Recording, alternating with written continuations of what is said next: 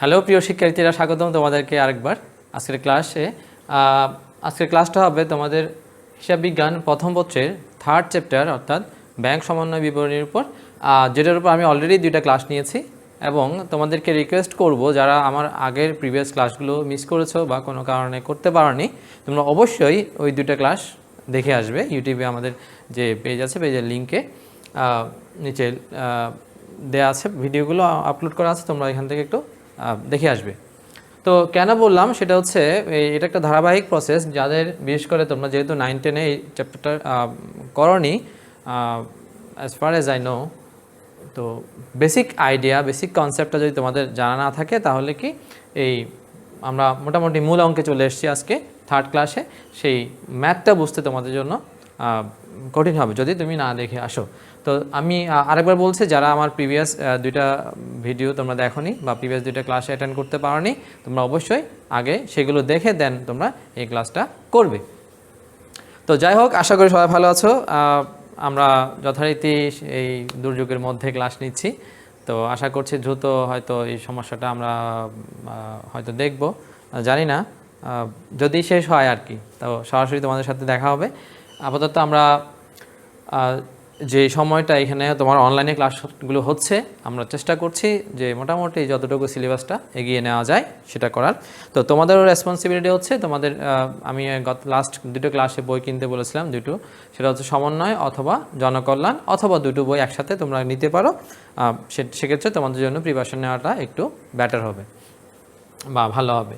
তো যারা বই অলরেডি কিনে ফেলেছো তাদের আর কোনো সমস্যা নেই। তোমরা আজকের ক্লাসটা করার পর বইয়ে যে একক জেরের ম্যাথগুলো আছে, একক জের এবং উভয়জের বা উভয়জের সংশোধনী দুইভাবে করা যায়, আবার 2টা পদ্ধতি আছে। আমরা এই একক জের বা সিঙ্গেল জের দিয়ে যে ব্যাংক সমন্বয় বিবরণীটা করব, এই ধরনের রিলেটেড কোশ্চেনগুলো তোমরা বই থেকে খুঁজে বের করে তোমরা প্র্যাকটিস করতে পারবে, বাট আজকের ক্লাসটা একটু মনোযোগ দিয়ে তোমরা করবে। যাই হোক, আমরা অধ্যায়টার নাম অলরেডি বলেছি, সেটা হচ্ছে ব্যাংক সমন্বয় বিবরণী। তো ব্যাংক সমন্বয় বিবরণীর মূল কাজ হচ্ছে আমাদের ব্যাংক রিলেটেড যে লেনদেনগুলো বা ট্রানজ্যাকশনগুলো হয় ব্যাংকের সাথে, আমাদের কোম্পানির যে ট্রানজ্যাকশনগুলো আমরা রেকর্ড করি অর্থাৎ লিপিবদ্ধ করি, সেটা হচ্ছে আমাদের ব্যবসা প্রতিষ্ঠানে একটা বই আছে লিপিবদ্ধ করার জন্য, যেটাকে আমরা বলি নগদান বই। তোমরা যারা অলরেডি নগদান বই করেছো তোমরা জানো যে 2 ঘোড়া এবং 3 ঘোড়াতে ব্যাংকের সাথে আমাদের কোম্পানির ট্রানজ্যাকশনগুলো বা আমাদের ব্যবসা প্রতিষ্ঠান ট্রানজ্যাকশনগুলোর লিপিবদ্ধ করার জন্য বা লেখার জন্য আমাদের আলাদা এক কলাম থাকে। ডেট পাশে ব্যাংক কলাম, ক্রেডিট পাশে ব্যাংকের একটা কলাম থাকে। সেই কলাম থেকে আমরা যথারীতি একটা জের পাই, যেটা তোমরা অলরেডি 2 ঘোড়া এবং 3 ঘোড়াতে করেছো। সেই জেরটা আমরা ব্যালেন্স সিডি, ব্যালেন্স বিডি এভাবে আমরা একটা ব্যালেন্স বের করি। তো এটা হচ্ছে আমাদের নগদান বই হতে প্রাপ্ত ব্যাংকের জের। আমি আবার বলছি, নগদান বইয়ের ব্যাংক কলাম থেকে যে জেরটা পাই সেটা হচ্ছে নগদান বই অনুসারে প্রাপ্ত ব্যাংকের জের বা ব্যাংক জমার পরিমাণ। তাহলে এই ব্যাংকের জের আমরা যেটা বের করি অর্থাৎ নগদান বইতে যেটা বের করি, এই জেরের সাথে অনেক সময়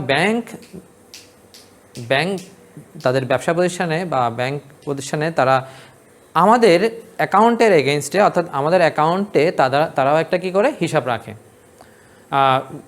সেটাকে হচ্ছে যেখানে হিসাবটা রাখে সেটার নাম হচ্ছে ব্যাংক স্টেটমেন্ট, বা এটা বেসিক্যালি একটা সফটওয়্যার যেখানে তোমার ডেবিট ক্রেডিট করার অপশনটা আছে। তো ওইখান থেকে আমরা স্টেটমেন্ট নিতে পারি। স্টেটমেন্ট নিলে আমরা ব্যাংকের আমাদের ব্যালেন্সের পরিমাণটা জানতে পারি। আচ্ছা, মনে করো আমরা নগদান বই অনুসারে এই হিসাবটা কিন্তু আমরা করি, ব্যবসা প্রতিষ্ঠান করে। নগদান বই অনুসারে ব্যাংক জমার পরিমাণ আমরা আমাদের হিসাব মতে পেয়েছি 25,500 টাকা। অর্থাৎ সারা মাস জুড়ে, এটা ধরো 19 সালে 31 ডিসেম্বর, এটা 1 বছরের হতে পারে, 1 মাসের হতে পারে, ধরে নিলাম এটা 1 মাসের ব্যালেন্স দেওয়া আছে এখানে। কোন মাসের? 2019 সালের ডিসেম্বর মাসের। ওই মাসের শেষ তারিখে আমাদের ব্যাংক জমার পরিমাণ হচ্ছে 25,500 টাকা। এই পরিমাণটা আমরা কোত্থেকে পেয়েছি? সেটা হচ্ছে নগদান বই থেকে, যেটা আমরা এখানে করব না, বাট তোমরা করেছো, তোমরা জানো যে নগদান বই থেকে একটা জের বা ব্যালেন্স বের হয়।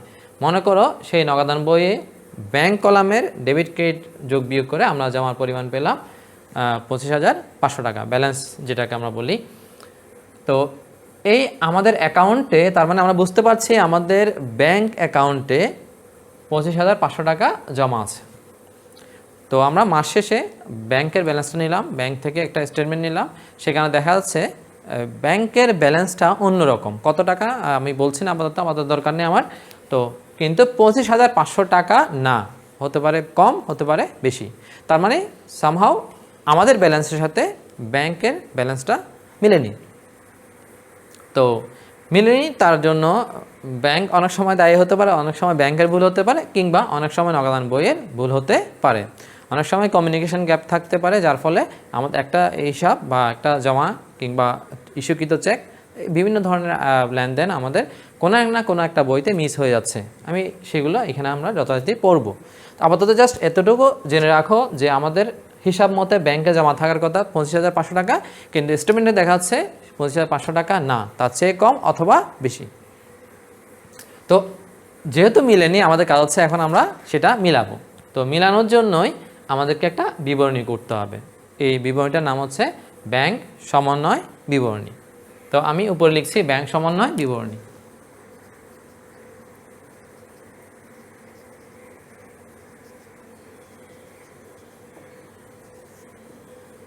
আগামী ক্লাসে আমরা একটা সৃজনশীল প্রশ্ন দেখব। আপাতত আমরা সমন্বয় বিবরণীর বেসিকটা, কনসেপ্টটা আমরা আজকে ক্লিয়ার করি। তো এই বিবরণীটার নাম হচ্ছে ব্যাংক সমন্বয় বিবরণী। এটা কেন করছি? আমাদের ব্যাংক জমার পরিমাণ হওয়ার কথা 25,500 টাকা, কিন্তু ব্যাংক স্টেটমেন্ট নেওয়ার পর দেখলাম ব্যাংক বলেছে না, আপনার অ্যাকাউন্টে ধরো 30,000 টাকা আছে।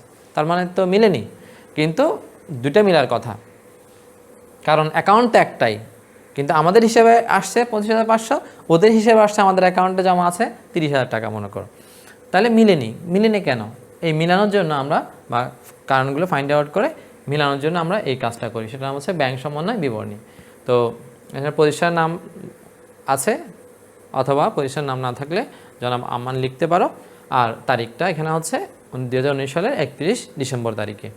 তো আমরা ব্যালেন্সটা প্রথমে লিখব, যেটা আমরা নগদান বই অনুসারে পেয়েছি। নগদান বই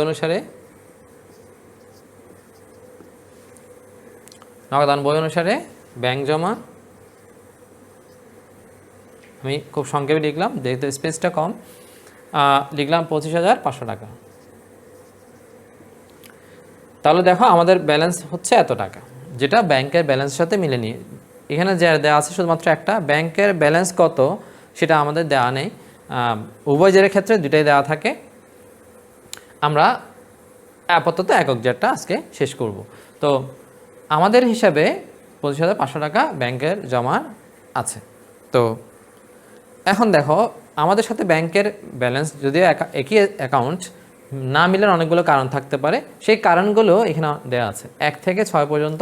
এখানে 6টা রিজন দেখিয়েছে তোমাকে, যে কারণে আমাদের 25,500 টাকা ব্যালেন্স আসলেও ব্যাংকের আসছে ভিন্ন রকম। তো সেগুলো আমরা যোগ বিয়োগ করলে মিলে যাবে। তো আমি কীভাবে মিলাবো সেটা হচ্ছে, আমরা একক জেরের ক্ষেত্রে সবসময় ব্যাংকে ফলো করব। ব্যাংক, মনে করো এটা হচ্ছে ব্যাংক, এটা হচ্ছে আমাদের নগদান বই। দেখো প্রথম হচ্ছে কি, স্বাভাবিক অবস্থা এটা মিলার কথা যে নগদান বইয়ে যত টাকা ব্যাংকেও তত টাকা থাকার কথা। কিন্তু দেখো কোনো কারণে কোনো একটা লেনদেন হয়তো নগদান বইতে লিপিবদ্ধ আছে কিন্তু ব্যাংকে লিপিবদ্ধ হয়নি। তাহলে ধরো কোনো একটা টাকা নগদান বইতে যোগ করা হয়েছে কিন্তু ব্যাংকে যোগ করা হয়নি, বিয়োগ করা হয়নি, কিছুই করা হয়নি, তাহলে আমাদের সাথে তো ওদের ব্যালেন্স মিলবে না। কিংবা ব্যাংক কোনো একটা টাকা জমা করেছে আমাদের অ্যাকাউন্টে কিন্তু আমরা নগদান বইতে সেটা দেখাইনি, তাহলে দুইটা ব্যালেন্স মিলবে না। আমরা মিলাবো, কীভাবে মিলাবো? আমি সব সময় এটা নগদান বইটা ব্যাংকে ফলো করব। সিম্পল একটা রিজন, একটা এক্সাম্পল তোমাদেরকে আমি দিই। সেটা হচ্ছে, ধরো ব্যাংক আমাদের অ্যাকাউন্ট থেকে কোনো কারণে 500 টাকা মাইনাস করেছে। দেখো আমি নগদান বইতে কিচ্ছু করিনি, ব্যাংক 500 টাকা মাইনাস করেছে, তাহলে মানে অ্যাকাউন্ট থেকে কমে গেল। আমি কি করব? নগদান বই থেকেও 500 টাকা এখন মাইনাস করে দিব। তাহলে আগে মিলেনি কেন? কারণ ব্যাংক মাইনাস করেছে বাট আমি মাইনাস করিনি, আমি কিচ্ছু করিনি। হয়তো আমি জানতাম না, এমন হতে পারে, বা অনেক সময় ব্যাংক আমাদেরকে জানায় না যে আমাদের কেউ একজন অ্যাকাউন্টে টাকা জমা দিয়েছে, ব্যাংক কী করলো? 500 টাকা বাড়িয়ে দিল, কিন্তু আমাকে বলা হয়নি বা আমি জানতাম না। সামহাও এই ডিসেম্বর 31 তারিখ পর্যন্ত আমাকে জানানো হয়নি, তো পরে জানতে পেরেছি। তো যতক্ষণ পর্যন্ত আমি জানতাম না ততক্ষণ পর্যন্ত নগদান বইতে আমরা কিচ্ছু করি নাই। আবার বলছি, দেখো একজন দেনাদার সরাসরি ব্যাংকে 500 টাকা জমা দিয়েছে, তো ব্যাংক কী করলো? 500 টাকা আমাদের অ্যাকাউন্টে বাড়িয়ে দিল, আমি কিচ্ছু করি নাই। তাহলে দেখো আমাদের সাথে ব্যাংকের মিলছে না। এখন আমি মিলানোর জন্য আমি কি করব, ব্যাংকে ফলো করব, ব্যাংক দেখে উপরে নিয়ে গেছে, অর্থাৎ ব্যাংক টাকা যোগ করেছে, আমিও যোগ করে দিব। সিম্পল একদম। শুধু এই রিজনটা তোমরা যদি ধরতে পারো, এই কেন মিলেনি আর কীভাবে সলভ করব সেটা এই একক জেরের ক্ষেত্রে তোমার জন্য খুবই হেল্পফুল হবে। তো আসো আমরা একটু দেখি এখান থেকে আমরা কীভাবে করব। মূল অঙ্কে চলে আসলাম। এখন এই 6টা রিজন যদি তুমি বুঝতে পারো, মোটামুটি বইয়ের 90% একক জের তোমার ক্লিয়ার হয়ে যাবে। তো প্রথমে দেখো, মোট 10,500 টাকার 5টি চেক ও 7,000 টাকার 2টি প্রাপ্য বিল ব্যাংকে জমা দেওয়া হয়েছে। তাহলে খেয়াল করো কখন জমা দেওয়া হয়েছে, এই 31 ডিসেম্বরের মধ্যে কোনো না কোনো তারিখে, সেটা বলে দেওয়া নেই, কোনো একটা তারিখে এই ডিসেম্বরের মধ্যে টাকাটা জমা দেওয়া হয়েছিল। কত টাকা জমা দেওয়া হয়েছে? 5টি চেক, যেটা আমরা দাদার কাছ থেকে পাই। 5টি চেক জমা দিয়েছে কত টাকার? 5টি চেকের মোট মূল্য হচ্ছে 10,500 টাকা, প্লাস আরও প্রাপ্য বিল দুটো, মোট মূল্য হচ্ছে 7,000 টাকা। তো 10,500 এবং 7,000 টাকার মোট আমরা ব্যাংকে জমা দিয়েছি। কারা জমা দিয়েছে? আমরা, অর্থাৎ নগদান বই জমা দিয়েছি বা নগদান বইতে দেখিয়েছি। যা একটু খেয়াল করো কেন মিলেনি দেখো, যা 2020 এর জানুয়ারিতে আদায় হয়েছে। একটু খেয়াল করো তো, আমরা জমা দিয়েছি ডিসেম্বরে। যখনই আমি জমা দিলাম, এখন মনে করো স্বাভাবিক অবস্থায় আছে, আমাদের ব্যালেন্স দুটো মিলে আছে মনে করো। তো কী করলাম আমরা, এই মাসে কোনো একটা তারিখে ব্যাংকে কিছু টাকা জমা দিলাম। আমরা কি করলাম, নগদান বইতে টাকাটা যোগ করে দেখালাম। খেয়াল করো, ব্যাংক এই ডিসেম্বরের মধ্যে কিছুই করেনি, কারণ ডিসেম্বরের মধ্যে ব্যাংক সেটা আদায় করেনি। ব্যাংক কখন আদায় করেছে? জানুয়ারিতে গিয়ে। কিন্তু জানুয়ারির কাজটা আমরা করছি না, আমরা করছি ডিসেম্বর 31 তারিখের ব্যালেন্স নিয়ে। অর্থাৎ 31 তারিখ পর্যন্ত মিলবে না, হয়তো জানুয়ারিতে গিয়ে ব্যালেন্স মিলতো, কিন্তু 31 তারিখের মধ্যে আমরা টাকাটা যোগ করেছি, কিন্তু ব্যাংক 31 তারিখ পর্যন্ত যেহেতু আদায় হয়নি, ব্যাংক কিচ্ছু করেনি। তাহলে খেয়াল করো, আমরা যোগ করেছি কিন্তু ব্যাংক কি যোগ করেনি, ব্যাংক কিচ্ছু করেনি, ব্যাংক এখানে ছিল। তাহলে আমরা যোগ করেছি, ব্যাংক করেনি। তাহলে ব্যাংকের সাথে মিলাতে গেলে আমাকে কী করতে হবে? ইয়েস, মিলাবো, অর্থাৎ আমরা মাইনাস করে দিব। আমি আবার বলছি, আমি জমা দিয়েছিলাম, প্রথমে ব্যালেন্স ধরা মিল আছে, আমি চেক জমা দিয়েছি, প্রাপ্য বিল জমা দিয়েছি, আমার অ্যাকাউন্ট বেরিয়ে গেল, কিন্তু ব্যাংক কিচ্ছু করেনি ডিসেম্বরের মধ্যে। হ্যাঁ, তো আমরা পরবর্তীতে আদায় হলে আমরা মনে করবো যে ডিসেম্বরের মধ্যে আদায় হয়নি, অর্থাৎ ডিসেম্বরের মধ্যে ব্যাংক কিচ্ছু করেনি। তাহলে আমরা জমা করেছি কিন্তু ব্যাংক কিচ্ছু করেনি। তো আমি কার সাথে মিলাবো? আমি সবসময় ব্যাংকের সাথে মিলাবো। তো আমি আজ থেকে কী করবো, এখন আমি মাইনাস করে দিব, কমিয়ে দিব। তাহলে কার সাথে মিলে গেল? দেখো এখন ব্যালেন্স মিলে গেল। এখানে খেয়াল করো, তুমি তো বলতে পারো স্যার আমি এভাবেও করতে পারতাম, যে আমি 500 টাকা বাড়িয়েছি, এখন ব্যাংক আমি 10,500 টাকা এবং 7,000 টাকা আমি অ্যাকাউন্ট বাড়িয়েছি, ব্যাংকও বাড়িয়ে দিলে তো তাও মিলে যায়, তাই না? কিন্তু আমি একক জেরের ক্ষেত্রে খেয়াল রাখবো, এটা আমরা উভয় জেরে করি, কিন্তু একক জেরে খেয়াল রাখবো, ব্যাংকে আমি যা আছে তাই, ব্যাংকে কিচ্ছু করব না, শুধু আমি মিলাবো। কাকে ফলো করবো? আমি ব্যাংকের সাথে। অর্থাৎ একক জের করার সময় সবসময় ক্যাশ বইটা ব্যাংককে ফলো করবো, অর্থাৎ আমি সবসময় ব্যাংকে ফলো করব। লাস্ট ওয়ান আরেকবার বলছি, আমরা 5টি চেক এবং 2টি প্রাপ্য বিলের মোট পরিমাণ হচ্ছে 17,500 টাকা। এই দুটো যোগ করলে হবে 17,500 টাকা আমরা নগদান বইতে জমা দেখিয়েছি, কিন্তু 31 তারিখের মধ্যে ব্যাংক জমা দেখায়নি বা ব্যাংক কিচ্ছু করেনি। তাহলে আমার সাথে ব্যাংকের মিলছে না, ব্যাংক ব্যালেন্সটা কম, আমারটা বেশি হয়ে গেল। তো আমি ব্যাংকের সাথে মিলাবো, সবসময় আমি ব্যাংকের সাথে মিলাবো। তাহলে আমি কী করবো, আস্তে করে মাইনাস করে দেব। তার মানে আমি যদি জমা দিয়ে থাকি কিন্তু ব্যাংকে জমা না হয়, তাহলে আমি আবার কি করে দেব, মাইনাস করে দেব। কার জন্য? কী জন্য? ব্যাংকের সাথে মিলানোর জন্য। তাহলে আমি কি করছি একটু খেয়াল করো, আমরা মাইনাস করে দিচ্ছি। জমাকৃত চেক ও প্রাপ্য বিল যা ডিসেম্বরের মধ্যে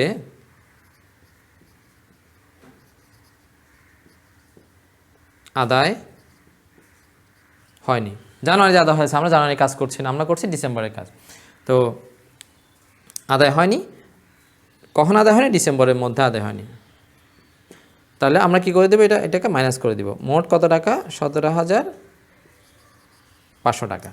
তাহলে মোট 17,500 টাকা। তাহলে আমি আবার বলছি, ধরো আমি আমার অ্যাকাউন্টে কিছু টাকা জমা দিলাম, কিন্তু ব্যাংক জমা দেখায়নি, তাহলে আমি যেহেতু ব্যাংক কিছু করেনি, ব্যাংক জমা দেখায়নি, আমি ব্যাংককে ফলো করব, আমি আমার যে অ্যাকাউন্টটা বাড়িয়ে দিয়েছিলাম সেটা আবার কী করব, কমিয়ে দিব, মাইনাস করে দিব। তাহলে 10,500 টাকা 7,000 দুটি প্রাপ্য বিল ব্যাংকে জমা দেওয়া আছে, কিন্তু ডিসেম্বরের মধ্যে আদায় হয়নি। আদায় হয়েছে কোন জানুয়ারিতে, আমরা এটা ধরবো না। তো ডিসেম্বরের মধ্যে যেহেতু দেখতে পাচ্ছি আমরা আদায় হয়নি, আমরা আবার কী করে দিলাম, আমরা যেটা জমা করেছিলাম এটা আমি আবার মাইনাস করে দিলাম। কার সাথে মেলার জন্য, ব্যাংকের সাথে মেলানোর জন্য। তো মাইনাস করে দিয়েছি। তোমরা এটা খুব সংক্ষেপেও লিখতে পারো। এটাকে বলা হয় পরিবহনাধীন চেক। খুব এক লাইনে লিখতে চাইলে শুধু লিখতে পারো পরিবহনাধীন চেক 17,500 টাকা। যাই হোক, আর যারা মনে রাখতে পারবে না তারা এটা দেখে দেখে লিখবে টাকার অ্যামাউন্টটা, অর্থাৎ লাইনটাকে যত সহজে লেখা যায় আর কি, কেমন। তো আর তাহলে কি বলছে, জমাকৃত চেক আদায় না হলে এটাকে সংক্ষেপে বলবো আমরা পরিবহনাধীন চেক বা পরিবহনাধীন জমা, এভাবে লিখতে পারো। আর না হলে যারা মনে রাখতে পারবে না তারা প্রশ্ন থেকে শুভ বা সরাসরি লিখতে পারবে।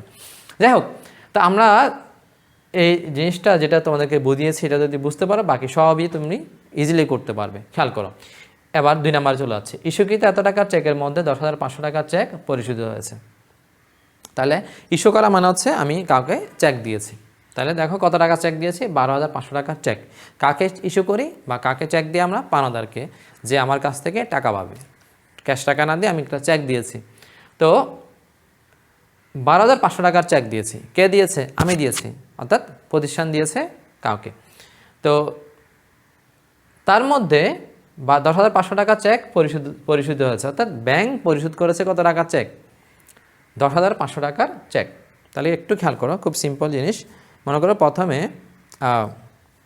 দুটো ব্যালেন্স সমান ছিল, তো আমরা চেক ইস্যু করলাম 12,500 টাকার, সাথে সাথে আমরা ক্যাশ বই থেকে মাইনাস করে দিলাম। যেহেতু আমরা ইস্যু করেছি আমরা এটা লিপিবদ্ধ করব। লিপিবদ্ধ করার সময় আমরা কী করেছি, 12,500 টাকা মাইনাস করেছি। তাহলে খেয়াল করো, কিন্তু ব্যাংক পরিশোধ করেছে পুরোপুরি না, অল্প পরিশোধ করেছে, অর্থাৎ ব্যাংক 10,500 টাকা পরিশোধ করেছে। এখন কিন্তু ব্যালেন্স মিলেনি। যদি সমান সমান পরিশোধ করে দিত তাহলে দুইটা ব্যালেন্স মিলে যেত। তাহলে খেয়াল করো, আমরা সমান ব্যালেন্স ছিলাম আগে, আমরা মাইনাস করেছি, পরিশোধ করে দিয়েছি, 12,500 টাকা চেক ইস্যু করেছি। এই যে ইস্যু করেছি মানে আমরা মাইনাস করে দিব। যেহেতু ইস্যু করলে আমার ব্যাংকের অ্যাকাউন্টটা কমে যাবে, তো আমি মাইনাস করলাম 12,500। ব্যাংকে যদি 12,500 টাকা ব্যালেন্স মাইনাস করে দিত তাহলে আমাদের ব্যালেন্সটা সমান হয়ে যেত। কিন্তু কী হয়েছে দেখো, আমি মাইনাস করেছি 12,500, কিন্তু ব্যাংক মাইনাস করেছে মনে করো 10,500, তাহলে মিলছে না। কী করবো আমি ব্যাংকের সাথে মেলানোর জন্য? দেখো আমি সবসময় ব্যাংকে ফলো করব, ব্যাংক নড়বে না, কেমন। ব্যাংকের অ্যাকাউন্টটা আমরা চেঞ্জ করবো না। তো আমরা কী করছি দেখো, আমরা যদি বেশি মাইনাস করেছি আমি আবার উপরে নিয়ে আসলাম যতটুকু ব্যাংক কম করেছে সেটা। অর্থাৎ আমি সিম্পলি আরেকটু বললে 12,500 টাকা আমরা মাইনাস করেছি, কিন্তু ব্যাংক মাইনাস করেছে 10,500 টাকা। তাহলে ব্যাংকের তুলনায় আমি বেশি মাইনাস করেছি 2,000 টাকা। সেই 2,000 টাকাটা আমি যেহেতু বেশি মাইনাস করেছি, আমি 2,000 টাকাটা আবার কী করে দিব, যোগ করে দিব। সব যোগ করতে হবে না, ব্যাংক তো অলরেডি 10,500 টাকা মাইনাস করে দিয়েছে, তার মানে আর মাইনাস করেনি কত, 2,000 টাকা, যার ফলে ব্যাংকের সাথে আমার মিলছে না। আমি কী করব, 2,000 টাকা আমি আবার কী করে দিব, প্লাস করে দিব। তো এখানে খেয়াল করো, আমি লিখব, এটা দুইভাবে লিখতে পারি, ইস্যুকৃত চেক যা সম্পূর্ণ পরিশোধিত হয়নি, অথবা সংক্ষেপে লিখতে পারি অপরিশোধিত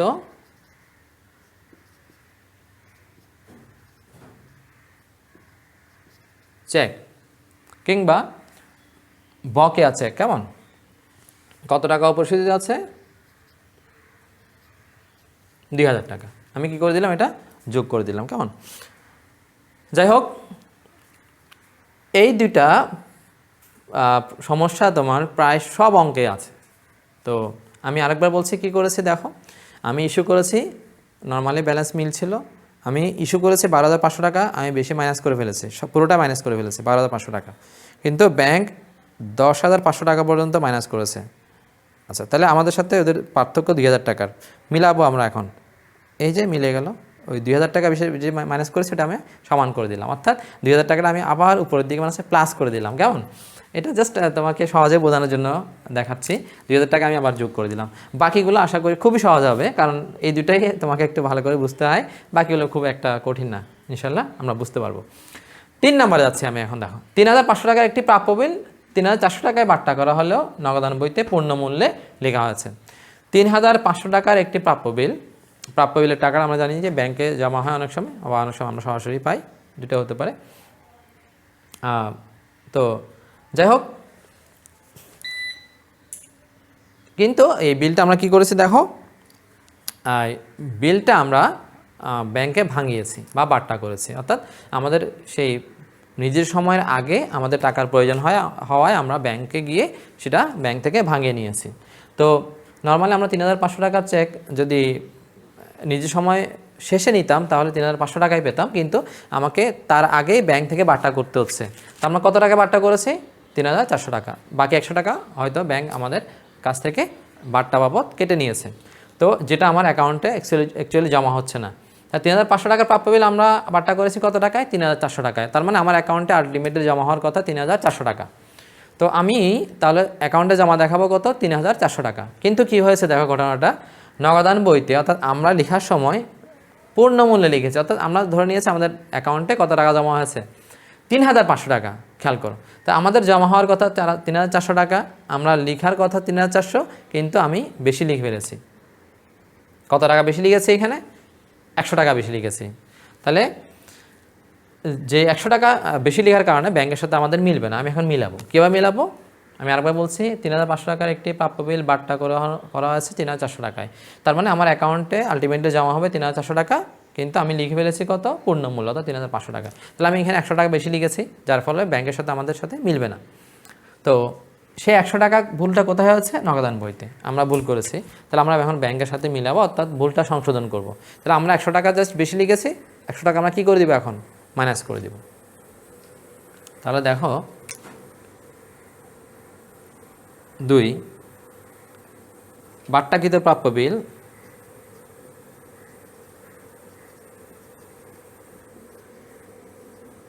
যা বেশি মূল্যে নগদানভুক্ত আছে, যা বেশি লেখা হয়েছে। কেমন? বাট্টাকৃত প্রাপ্য বিল যা বেশি লেখা আছে। কত টাকা বেশি লেখা হয়েছিল? 100 টাকা। সেই 100 টাকা আমরা মাইনাস করে দিব। সিম্পলি আমি আরেকবার বলি, আমরা একটা প্রাপ্য বিল ব্যাংকে বাট্টা করেছি বা ভাঙিয়েছি। ভাঙানোর সময় ব্যাংকে একটা কমিশন দিতে হয় বা বাট্টা দিতে হয় বা খরচ দিতে হয়। তো আমরা 3,500 টাকার একটা প্রাপ্য বিল ব্যাংকে ভাঙিয়ে পেয়েছি 3,400 টাকা। তাহলে আমাদের অ্যাকাউন্টে জমা হবে 3,400। তাহলে ব্যাংক কী করেছে দেখো, ব্যাংক 3,400 টাকা আমার অ্যাকাউন্টে বাড়িয়েছে। আমিও 3,400 টাকা বাড়ানো উচিত ছিল। 100 টাকা আমি কী করেছি? বেশি লিখে ফেলেছি, অর্থাৎ পূর্ণ মূল্যে লিখে ফেলেছি। সেই 100 টাকা যে বেশি লিখেছি যার কারণে আমার ব্যাংকের সাথে মিলেনি, সেই 100 টাকা আমি কী করে দিব? মাইনাস করে দিব। তাহলে ব্যাংকের সাথে আমার কী হলো? মিলে গেল। তাহলে 3,400 লিখেছে ব্যাংক, আমি লিখেছি 3,500। 100 টাকা বেশি লিখেছি, 100 টাকা কমিয়ে দিব। খুব সিম্পল। তাহলে আমরা 100 টাকা কী করে দিলাম? মাইনাস করে দিলাম। নেক্সট, বাকিগুলো খুব সহজ। আদায়ের জন্য জমাকৃত 3,000 টাকার চেক নগদান বইতে লেখা হয়নি। খুব সিম্পল। আমরা একটা চেক ব্যাংকে জমা দিয়েছি, ব্যাংকে জমা দিলে তো ব্যাংক যোগ করবে। ব্যাংক ঠিকই যোগ করেছে, কিন্তু আর নগদান বইতে আমরা লিখতে ভুলে গিয়েছি, লিখিনি। তাহলে খেয়াল করো, ব্যাংক আমরা জমা দিয়েছি ঠিক আছে, ব্যাংকও জমা করেছে এবং ব্যাংক লিখেছে, বাড়িয়েছে। আমরা কিচ্ছু করিনি, এখন আমরা বাড়িয়ে দেবো ব্যাংকের সাথে মিলানোর জন্য। তাহলে আমি কী করবো দেখো, এত টাকার একটি চেক নগদান বইতে লেখা হয়নি, অর্থাৎ আমরা নগদান বইতে জমাকৃত চেকের পরিমাণটা দেখাইনি, যেটা ব্যাংক দেখিয়েছে অলরেডি। না বুঝলে ধরে নিব আমরা ব্যাংক লিখেছে, কে লিখেনি? নগদান বইতে লিখেনি, এখানে বলে দেওয়া আছে। তার মানে নগদান বইতে আমরা এখন লিখবো। তো লিখতে গেলে কী করবো? আদায়ের জন্য জমাকৃত চেক 3,400 টাকা, 3,000 টাকার। তাই 3,000 টাকা যোগ করার কথা ছিল, আমরা লিখিনি, এখন 3,000 টাকা লিখবো, অর্থাৎ যোগ করে দিব। কি লিখবো? জমাকৃত চেক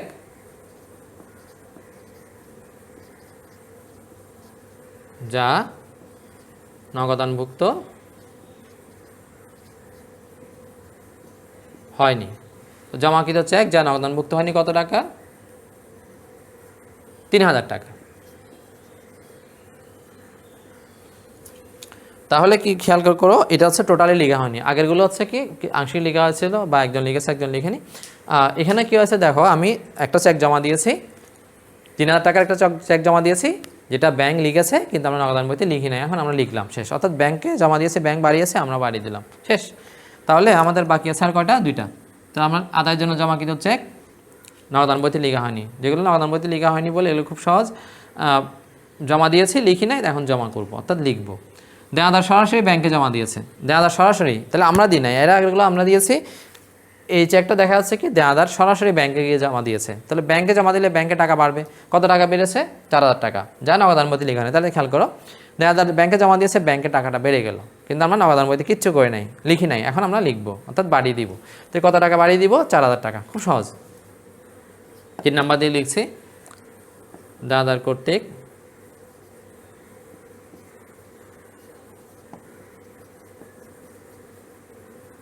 সরাসরি জমা, যা নগদান বইতে লেখা হয়নি লিখতেও পারো, না লিখলেও অসুবিধা নেই। আমরা কত টাকা, তাহলে খেয়াল করো আমরা ব্যাংকের সাথে মিলাচ্ছি। দেনাদার ব্যাংকে জমা দিয়েছে, টাকাটা ব্যাংকে বেড়ে গেল, আমরা লিখি নাই, আমরা এখন লিখলাম, সিম্পল, আমরাও জমা করব। তাহলে লাস্ট ওয়ান আমাদের কী ছিল? 2,500 টাকার একটি প্রদেয় বিল ব্যাংক সরাসরি পরিশোধ করেছে। এটাও খুব সহজ, ব্যাংক সরাসরি প্রদেয় বিল পরিশোধ করে। তাহলে ব্যাংক ব্যালেন্স যেটা সমান ছিল, মনে করো ব্যাংক সরাসরি একটা প্রদেয় বিল পরিশোধ করেছে। সরাসরি মানে হচ্ছে যে আমরা জানতাম না, যার ফলে আমরা নগদানবতী লিখি না, কিচ্ছু করি না। দেখো ব্যাংক সরাসরি একজনকে পরিশোধ করে দিয়েছে, ব্যাংকের অ্যাকাউন্ট কমে গেল, কিন্তু আমাদেরটা কমেনি, আমরা কমাইনি। তো আমি ব্যাংকে ফলো করব, ব্যাংক যদি মাইনাস করে আমি মাইনাস করে দিব, ব্যাংক যদি জমা করে আমরাও জমা করে দিব। আগেরটা ছিল ব্যাংক জমা করেছে, সরাসরি ব্যাংকে জমা হয়েছে, আমরাও জমা করে দিলাম, যোগ করে দিলাম। ব্যাংক যখন দেখলাম যে মাইনাস করে দিল, আমি মাইনাস করে দিব, অর্থাৎ আমি পুরোপুরি ব্যাংকে ফলো করব। কেমন? ব্যাংক সরাসরি পরিশোধ করেছে, ব্যাংক মাইনাস করেছে, আমি মাইনাস করে দিব। খুব সিম্পল। ব্যাংক কর্তৃক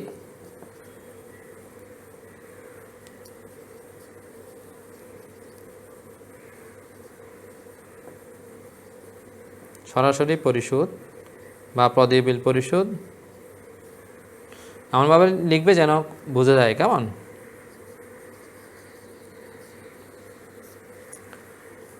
তো কত টাকা ছিল? 2,500 টাকা। আমরা এখন কি করে দিলাম, এখানে একটু বলে নিই, 2019 সালের ডিসেম্বরের মধ্যে নগদানবতী লেখা হয়নি। ডিসেম্বরের মধ্যে না লিখলে আমাদের ব্যালেন্স সাথে ব্যাংকের ব্যালেন্স মিলবে না। লিখলে তো মিলে যেত। কেমন?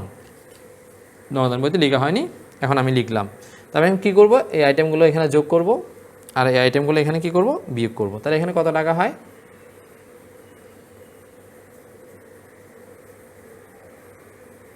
কত টাকা? 5,000, 4,000, 9,000।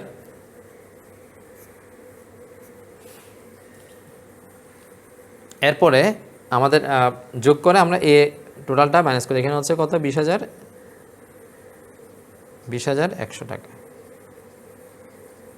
এই টাকাটা আমরা মাইনাস করি। তোমরা একটু ক্যালকুলেশন করবে, ক্যালকুলেশনের সাহায্যে মাইনাস করে দিই। মাইনাস করলে আমরা ব্যালেন্সটা পাবো। সেই ব্যালেন্সের নাম হচ্ছে, এটা ছিল নগদান বই অনুসারে ব্যাংক জমা, আর নিচে হবে ব্যাংক বিবরণী অনুসারে ব্যাংক জমা। যে টাকাটা আমাদের আসবে সেই টাকাটার নাম হচ্ছে ব্যাংক বিবরণী অনুসারে ব্যাংক জমা। এ হচ্ছে আমাদের ব্যাংক সমন্বয় বিবরণী। তাহলে এই জমা যত টাকা আসবে বেসিক্যালি ওইটাই হচ্ছে আমাদের ব্যাংকের যে অ্যাকাউন্ট, আমরা ওই যে স্টেটমেন্ট নিয়েছিলাম যেটার সাথে আমাদের আগে মিলেনি, তো এখন এই ব্যালেন্সের সাথে সেই স্টেটমেন্টের ব্যালেন্সটা মিলে যাবে। এটা হচ্ছে মোটামুটি ব্যাংক সমন্বয় বিবরণী। তো তোমরা বাসায় এই ধরনের সিমিলার কয়েকটা ম্যাথ তোমরা বাসায় করবে, নিজেরা ট্রাই করবে। যারা বই কিনেছে, যারা বই কেননি তোমাদের বলেছি সমন্বয় এবং জনকল্যাণ, তোমরা এই দুইটা বই কিনে বাসায় ম্যাথগুলো প্র্যাকটিস করবে। তো তার আগে তোমরা কি করবে, এই অঙ্কটা আরেকবার করবে, করে দেন বই থেকে 2-1টা অঙ্ক প্র্যাকটিস করলে আশা করি একক জেরের প্রবলেমগুলো তোমাদের সলভ হয়ে যাবে। তো আজকের ক্লাসে এই পর্যন্ত থাক। তোমাদের নেক্সট ক্লাসে আমি একটা সৃজনশীল প্রশ্ন নিয়ে আলোচনা করব, সেম ব্যাংক সমন্বয় বিবরণীর উপর। যারা একেবারে আগের ক্লাসগুলো করেনি তাদের এই অধ্যায়টা বুঝতে একটু কষ্ট হতে পারে, তাই আমি আরেকবার বলবো, তোমরা যারা ক্লাসগুলো মিস করেছো তোমরা আগের প্রিভিয়াস ভিডিওগুলো তোমরা দেখবে, বিশেষ করে প্রথম 2টা ক্লাস, দেন তোমরা এই ক্লাসটা আরেকবার দেখবে। কেমন? তো ইউটিউবে থাকবে তোমাদের সবগুলো ভিডিও, তোমরা এখান থেকে দেখে নিতে পারো।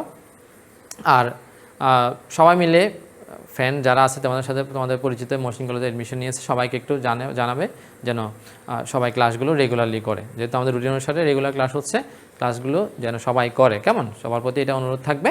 তো সবাই ভালো থেকো, রেগুলার ক্লাস করবে। আবার দেখা হবে তোমাদের এই অধ্যায়ের নতুন কোনো ম্যাথ নিয়ে। Thank you very much. আল্লাহ হাফিজ।